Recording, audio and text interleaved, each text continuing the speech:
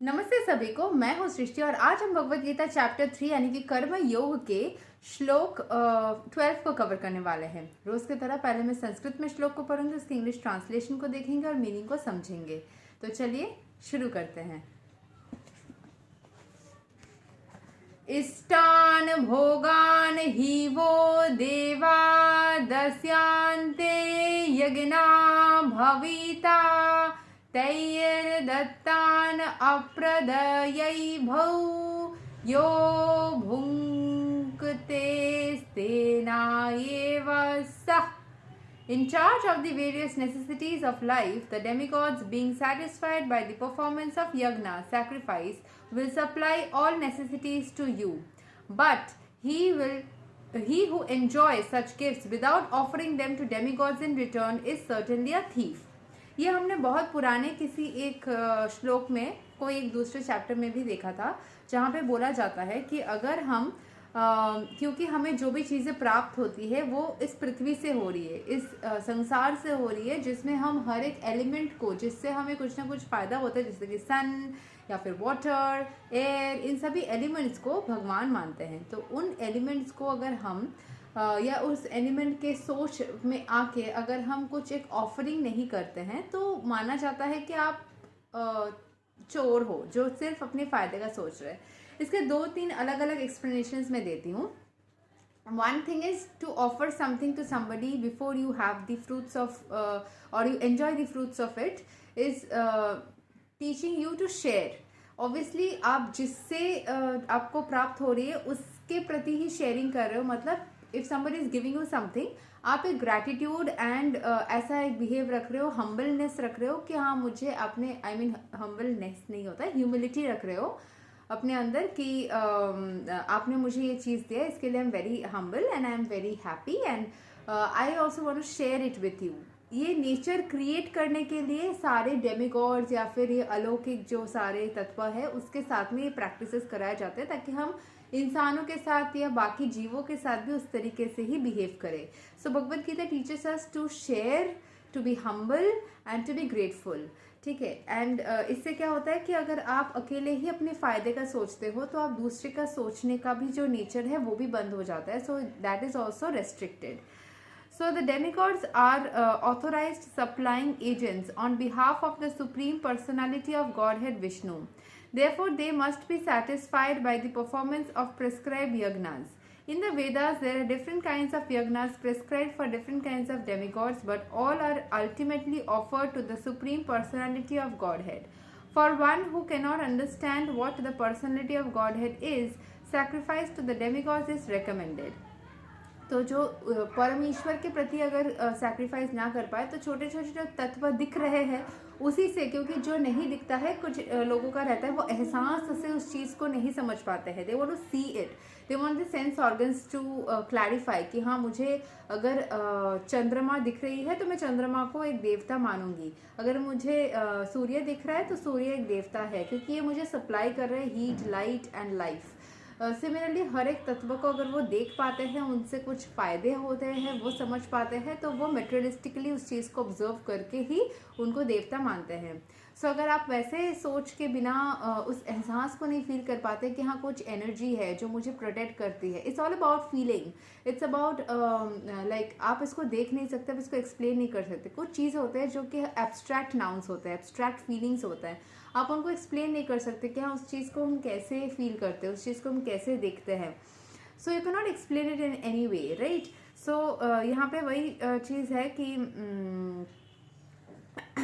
Supreme personality of Godhead का जो एहसास है वो सोर्स एनर्जी के साथ अगर आप उस लेवल पर नहीं कनेक्ट कर पाते हो तो जिन सबको देख पाते हो एटलीस्ट उन्हीं के प्रति अपना जो है ऑफरिंग्स प्रोवाइड करो उनके प्रति। अभी ऑफरिंग्स मतलब ये नहीं कि आप अपने खाने के द्रव्य वगैरह वेस्ट करेंगे ऐसे ही दान में दे के। सूर्य को दे रहे हैं तो बहुत सारा पानी वेस्ट कर दिया, चंद्रमा को दे रहे हैं बहुत सारा चावल वेस्ट कर दिया। No, it's just like you want to offer it in their name and then grant it, मतलब grant the blessings। आप खुद ही उसको कंज्यूम करोगे, खुद ही यूज़ करोगे, वेस्ट नहीं करना है। देने के मामले में कोई मूर्ति पे नहीं चढ़ाना है। I don't like promote that, nor do I like that.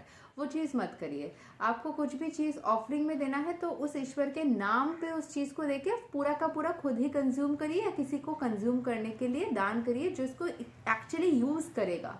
आपको अगर लग रहा है कि बस आपको देने के लिए देना है लेकिन आप कंफर्म नहीं हो कि वो इंसान रियल में उसको यूज़ भी करेगा कि नहीं, then don't give to that person, give to somebody who will actually use it. हर एक नीडी इंसान ना यूज़ नहीं करते हर चीज़ को, तो ऐसा नहीं है कि नीडी को ही देना है, ऐसा है कि जो एक्चुअली उसको यूज़ करेगा, आपको पता है, या फिर खुद यूज़ कर लीजिए। उसको यूज़ होना चाहिए। Utilization of every element is very necessary, उसी से कर्मा जनरेट होता है। आप खुद भी यूज़ कर सकते हो, आपके किसी जान पहचान को भी दे सकते हो, लेकिन उसको यूज़ होना चाहिए। Okay. According to the different material qualities of the persons concerned, different types of yagnas are recommended in the Vedas. Worship of different demigods is also on the same basis, namely according to different qualities. For example, the meat eaters are recommended to worship the goddess Kali and ghastly form of material nature, and before the goddess the sacrifice of animals is recommended. But for those who are in the mood of goodness, the transcendental worship of Vishnu is recommended. But ultimately all yagnas are meant for the gradual promotion of the transcendental position. For ordinary men, at least 5 yagnas known as Pancha Mahayagna are necessary. ठीक है। So the thing is that कि जो non vegetarians है उनको काली को worship करने के लिए बोला जाता है, जो वेजिटेरियंस है उनको कोई और vegetarian form, is just for the mode of life. Kali या विष्णु या जो भी बोले, ईश्वर तो एक ही सोर्स ऑफ एनर्जी है, डिफरेंट फॉर्म्स में हम उनको वर्शिप करते हैं। It's just for the sake of your ease, for the sake of your ease आप अपने ह्यूमंस को ईजी कर दिया गया है कि आप किसी भी फॉर्म में स्पिरिचुअलिटी से जुड़े रहो।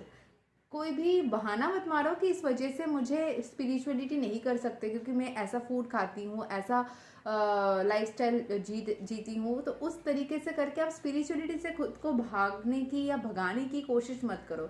You come into the light and then live a life like that.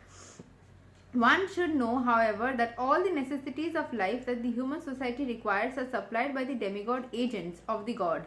जैसे मैंने बोला था पिछले श्लोक के वीडियो में कि वो एजेंट है, वो हमारे एम्प्लॉयज़ है, जो मेन बॉस है उनके अलग अलग एम्प्लॉयज़ है जो कि बाकी काम करते हैं, असिस्टेंट्स है, agents.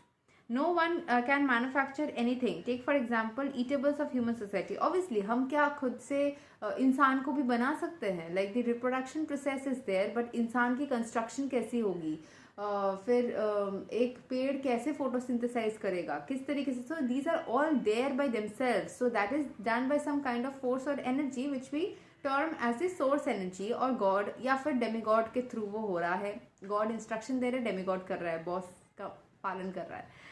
So it's like that कि आप किसी भी फॉर्म में ईश्वर के प्रति वो ह्यूमिलिटी बनाए रखो, वो ग्रैटिट्यूड बना के रखो कि आप खुद इस चीज़ को, अहंकार मत लाओ अपने अंदर कि मैंने ये चीज़ किया है। आपने कुछ भी नहीं किया है, आप तो एक part and parcel of this world हो। आपने अगर कुछ किया भी है तो वो भी कुछ न कुछ सहायता से, अगर आपके पास हाथ पैर नाक कान ये कंस्ट्रक्शन से सही से नहीं हो तो आप हर एक चीज़ उस तरीके से नहीं कर सकते। तो दिस इज़ अ लाइक दान जो आपको मिला है। So you need to be grateful about that कि आपको थैंकफुल होना चाहिए कि मुझे एक शरीर मिला है, मुझे हाथ पैर मिले हैं, I am so thankful about it. मैं तो थैंकफुल होती तो मुझे डर भी लगता है कहीं मुझसे छिन गया तो, इसीलिए मैं थोड़ा कम उस तरीके से थैंकफुल नहीं होती हूँ। बहुत ज़्यादा थैंकफुल हो जाओ तो डर भी लगता है कहीं छिन गया तो। लेकिन आपके अंदर वो ह्यूमिलिटी रहना चाहिए, अहंकार मत लाओ कि आप बहुत कुछ हो, ठीक है। सो these eatables include grain, fruits, vegetables, milk, sugar, etc. for the persons in the mode of goodness, and the eatables for the non-vegetarians like meats, none of them can be manufacture by man. देखिए यहाँ पे non vegetarians को भी spirituality में रहने के उपाय दे दिया गया है कि आप नॉन वेजिटेरियन हो चाहे या वेजिटेरियन हो, जो भी आपको सही लगे, आपको स्पिरिचुअल रहना है, आपको ईश्वर का साधना करना है, आपको अपने हिसाब से। जैसे मैं सर्वभूख हूँ, ओमनीवोर मुझे भगवान ने बनाया है तो मैं ओमनीवोर हूँ, और मैं ईश्वर के हर एक फॉर्म को पूजती हूँ क्योंकि मुझे वो अच्छा लगता है। मैं अपने शरीर के नीड के हिसाब से अपने सोल के नीड को नहीं सेटिस्फाई करती। अगर मेरे शरीर को नॉन वेजिटेरियन फूड की ज़रूरत होती है क्योंकि मुझे मसल एक्स एंड वीकनेस ये सब इश्यूज रहते थे एंड उसके लिए मुझे प्रोटीन की ज़रूरत होती है एंड वेजिटेरियन प्रोटीन मेरे लिए इनफ नहीं होती है, तो मुझे नॉन वेजिटेरियन प्रोटीन्स लेनी पड़ती है। वो जो प्रोटीन्स खरीदा हुआ जाता है वो मेरे लिए सही हमेशा नहीं होती है एंड वो महंगी भी आती है। सो कभी कभी मुझे नॉन वेजिटेरियन प्रोटीन या फिर रेगुलरली एक प्रॉपर वे में ज़रूरत होती है।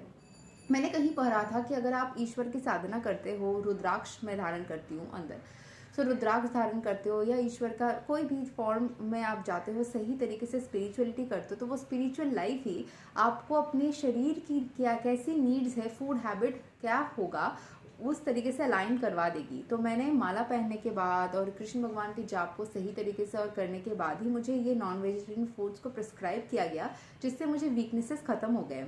सो आई एम रियली ग्रेटफुल कि मैं ईश्वर की साधना करने से मुझे इन चीज़ों को प्रिस्क्राइब किया गया, जिसको मैं पहले नहीं लेती थी क्योंकि मुझे लगता था कि मुझे वेज नहीं खाऊंगी तो नॉन वेज खाऊंगी तो वो गलत होगा एंड ऑल दो स्टफ। लेकिन मुझे फिर वो प्रिस्क्राइब किया गया, मैं उसको जब कंज्यूम करी तो मैंने देखा मेरे शरीर को अगर वो चीज़ सही लगता है, मेरा सोल ईश्वर से कनेक्ट हो रहा है ना। सोल तो आपके शरीर से निकल के कहीं और शरीर में चला जाएगा, लेकिन सोल का जो वो पावर ग्रोथ होगा, जो ईश्वर से कनेक्ट होगा, वो शरीर थोड़ी ना होगा, वो तो सोल होगा।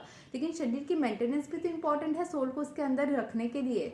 सो शरीर को क्या चाहिए एंड सोल को क्या चाहिए, उसको हमें इंटरट्विंकल नहीं करना है।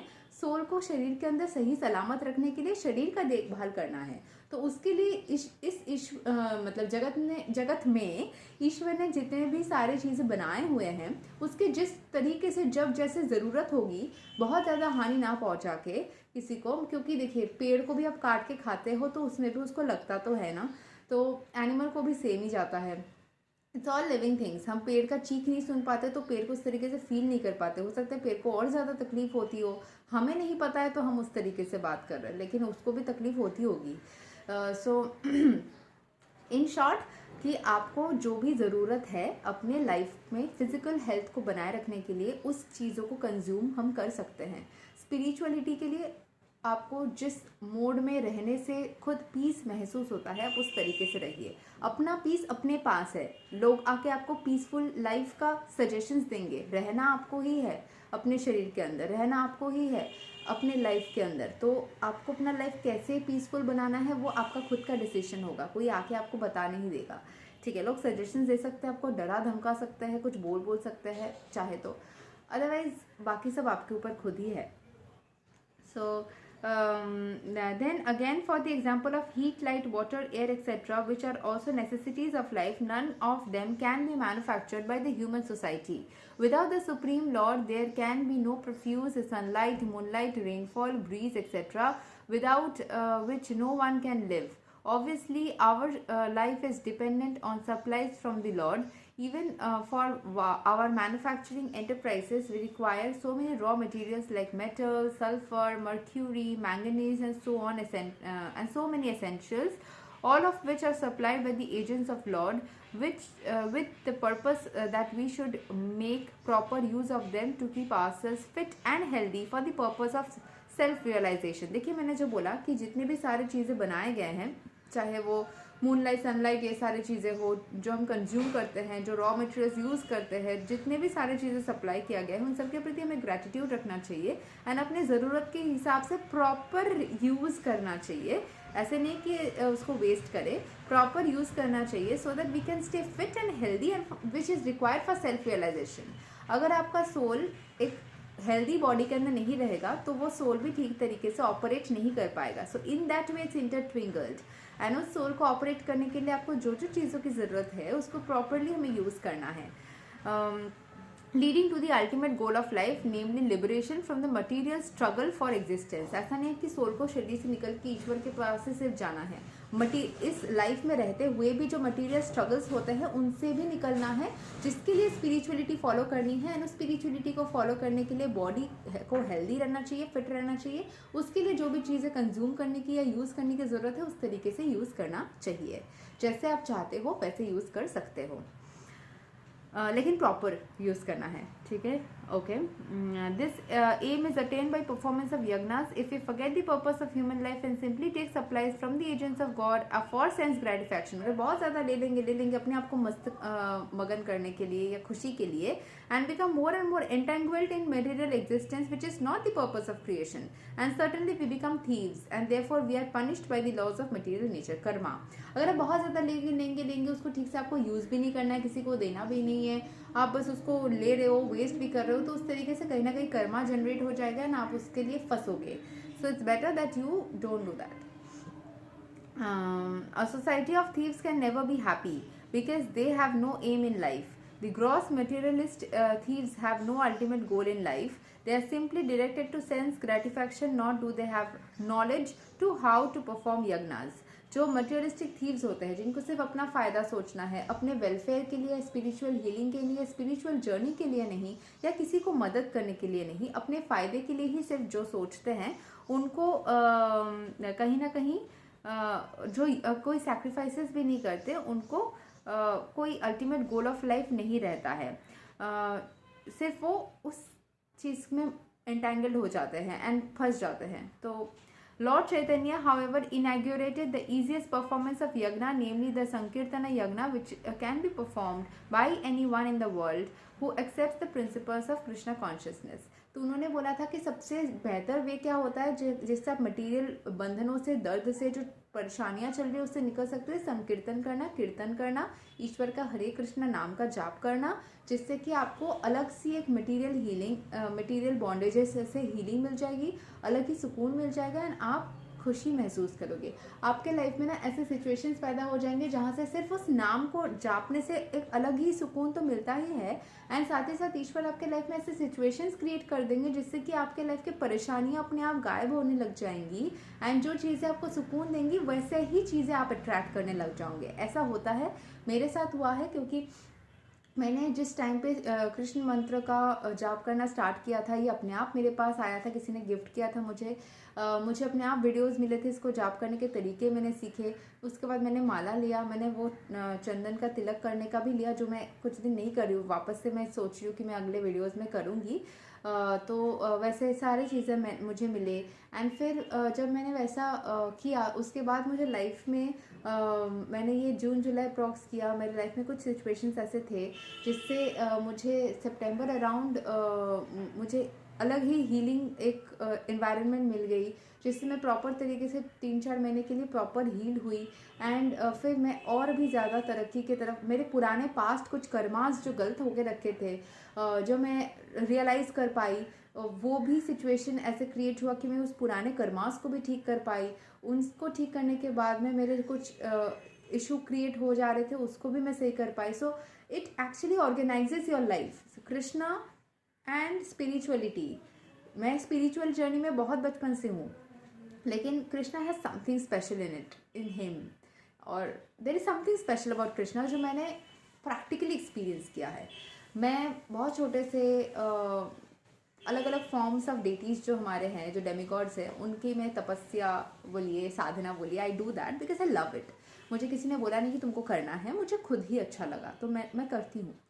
बट रिसेंटली पिछले साल जुलाई से मैंने, जून जुलाई अप्रॉक्स, ऑलमोस्ट 9-10 महीने हो ही गए हैं। सो आई स्टार्टेड प्रॉपर कृष्णा मंत्र का जाप एंड ऑल दोस।